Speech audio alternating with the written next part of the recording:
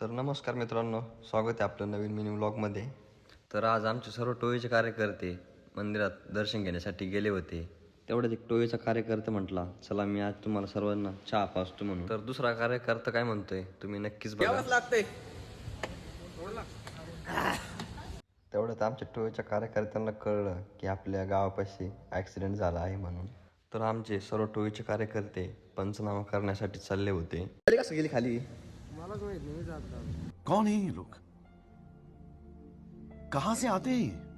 तर तुम्हा सर्वांना माहीत आहे की आपले टोळीचे मेंबर समाजकार्य पण करतात. त्याच्यामुळं आपला मुकादम पण इथं समाजकार्य करण्यासाठी आला होता. तर तुम्ही बघू शकता आपल्या टोळीच्या कार्यकर्त्यांनी किती मोठं समाजकार्य केलं आहे ते.